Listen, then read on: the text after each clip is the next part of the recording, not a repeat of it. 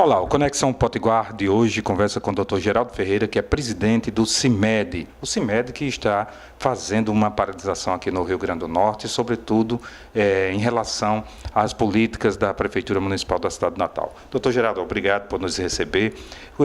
Queria que o senhor explicasse para os nossos telespectadores exatamente quais são os motivos dessa paralisação.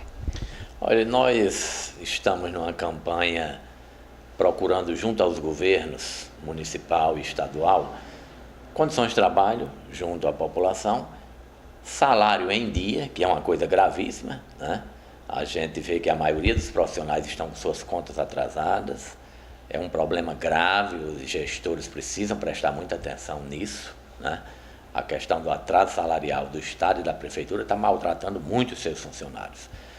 E em relação a este começo de mês, de 1 a 4, uma Assembleia Conjunta dos Médicos do Estado e do município decidiram que fariam esta paralisação de advertência, de 1 a 4, porque não há ainda uma previsão de pagamento do mês passado, do mês de julho. Nós entramos em agosto, né? Normalmente a Prefeitura tem pago em torno do dia 10, 11, 12, foi isso que aconteceu no mês passado, mas sempre do mês passado, né? E quase, por muito pouco, o governo do Estado não entrou no segundo mês de atraso. Pagou no último dia do mês a última parcela dos que ganhavam acima de 4 mil. E me parece que os aposentados ainda está faltando alguma coisa, não se completou o pagamento de todo mundo.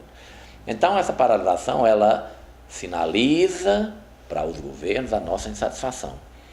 Em relação à Prefeitura, há uma questão ainda mais grave, que é a do plano de cargos e carreira da categoria. Enquanto os médicos penam para ver implantado o seu plano de carreira, a Prefeitura está aí chamando contratos temporários, contratando cooperativas pelo preço, um médico a 10 mil e tanto, enquanto contrata por 3 mil reais, quando é concursado, e não faz o menor esforço para corrigir essa situação. E para completar o desastre, assinou aí um termo de ajuste de conduta, né? Impedindo aumentos ou reajustes ou implantação de plano até 2020.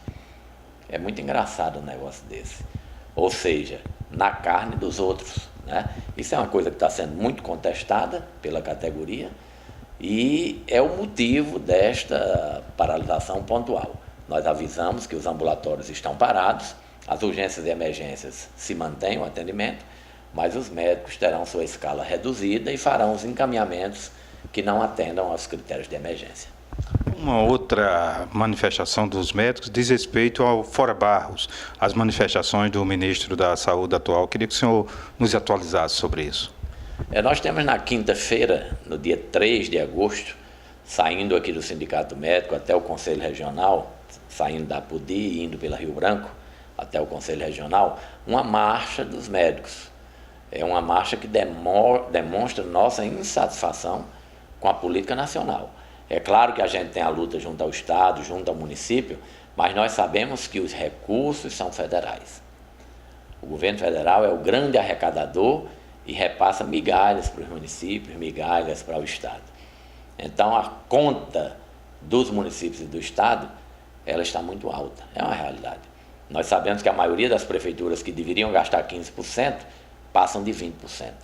E o governo do Estado, que deveria gastar 12%, a maioria gasta também acima de 15%. Então, o governo federal é o grande vilão, né? E a única política que o governo federal tem feito é a política do mais médicos. Ou seja, é colocar um médico no interior sem remédio, sem um posto de saúde adequado, sem equipamentos, sem condições de trabalho. Isso é muito grave. Os hospitais de urgência e emergência, que deveriam ser motivo de um grande plano nacional de melhoria de atendimento para que a população não fosse tão maltratada, pelo contrário, nós temos a desativação, aumento da demanda, diminuição de hospitais no interior que finam sobrecarregando as capitais. Então, o movimento chamado Fora Barros, ele visa, primeiro, a categoria desabafar diante desse ministro que sistematicamente tem agredido a categoria médica. Das mais variadas formas, dizendo que médico não quer assinar ponto, que médico é preguiçoso, culpabilizando o médico pela falência da saúde pública. Então, é a resposta da categoria e também ao desastre em que se transformou a saúde pública brasileira. Presidente, o senhor falou aí do cenário público nos entes federativos, municipal, estadual e federal, mas também tem uma atuação do sindicato em relação à questão privada, aos planos de saúde. Queria que o senhor nos atualizasse. Em relação aos planos de saúde, nós estamos presenciando uma inquietação da categoria médica. Nós temos uma lei, uma norma da Agência Nacional de Saúde que diz que deve existir uma contratualização entre médico e operadora e que tem que haver reajustes anuais de pelo menos a inflação, ou o IGPM, né? E isto não está sendo contemplado pelas operadoras. Pelo contrário, elas têm cortado o número de médicos disponíveis para os seus assistidos, né? E a defasagem que vem se estabelecendo, ela chama bastante atenção. Quando nós comparamos hoje o que é pago por uma consulta por vários planos de saúde e comparamos com trabalhos nobres, mas menos complexos, né? Como um corte de cabelo, ou uma visita de um técnico à sua casa para consertar uma luz ou uma questão hidráulica, nós vemos que a consulta ela está muitas vezes abaixo. Para você ter uma ideia, hoje 1 hora de trabalho de um mecânico de uma dessas empresas automobilísticas nacionais, GM, Fiat, seja lá o que for, chega próximo de R$300, R$250. Uma consulta médica é em média R$50. Então há realmente uma defasagem muito grande. Então algumas especialidades estão procurando o sindicato, é comum que eles façam isso. Nós temos uma comissão de honorários médicos, que é composta por associação médica, sindicato e conselho regional.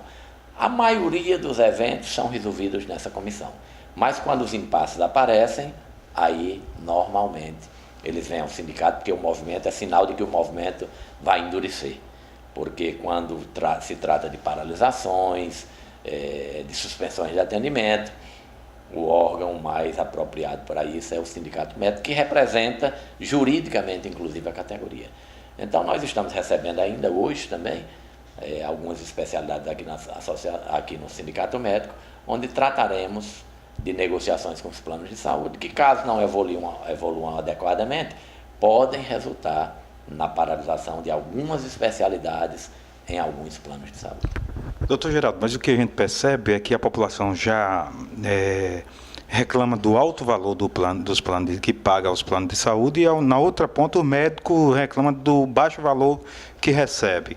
Onde é que está aí o X da questão? Eu acho que a pergunta é assim, onde fica o dinheiro? Perfeitamente. Então, é muito interessante porque houve, né, uma diminuição do número de pessoas que têm plano de saúde, uma queda de quase 10%. No entanto, o lucro dos planos de saúde no ano passado, né, referentes ao ano passado, apesar de toda a crise, ele teve um aumento de mais de 30%. Então, onde está ficando o dinheiro? Com os empresários, donos de plano de saúde. Apesar da gente saber que quando vai negociar com eles é o chororô grande, né?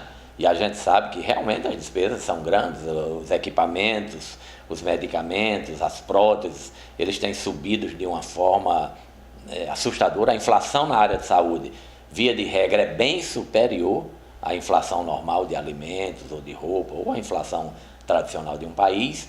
Mas mesmo com tudo isso, o dinheiro está ficando com os planos de saúde.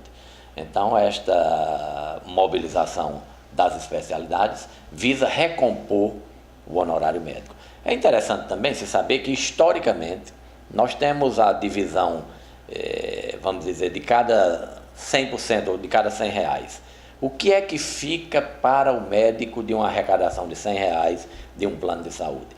Via de regra, em torno de 23% a 25%. E isso, historicamente, tem caído. Então, é preciso se trabalhar nesta, vamos chamar assim, nesta pizza, para que a remuneração do médico possa crescer um pouco, mesmo que seja a custas de equipamentos, de material, de exames, né? Ou do próprio lucro que os planos de saúde têm. Mas alguma coisa precisa ser trazida para os honorários médicos. Doutor Geraldo Ferreira, presidente do CIMED, muito obrigado pela entrevista. Obrigado, Pinto, e um bom dia para todos.